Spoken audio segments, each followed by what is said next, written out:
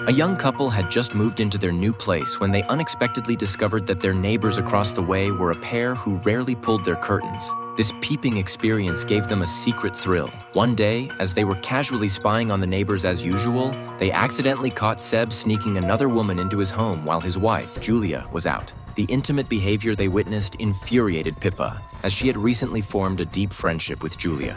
Unable to tolerate such betrayal, Pippa decided to discreetly alert Julia to the truth. Using some tech savvy, she connected to their printer and sent over a fax with information about Seb's infidelity. Julia was shocked to see it, and soon found concrete evidence of her husband's cheating. Confronted with this cruel reality, Julia was emotionally shattered and even contemplated drastic actions. However, at the critical moment, she couldn't bring herself to harm her husband.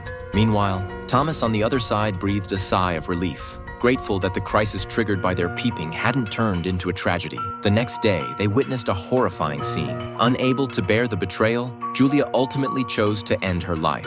This sight pushed Thomas over the edge. He had always urged Pippa to stop obsessing over their neighbors, but now her actions had indirectly led to a tragedy. He couldn't stand Pippa's twisted mindset anymore and decided to break up with her. They parted on bad terms, but Pippa remained unrepentant. She picked up the telescope again and continued to watch the neighbors. This time, she noticed Seb heading to a bar. Driven by curiosity, she followed him and found a spot inside to observe his actions.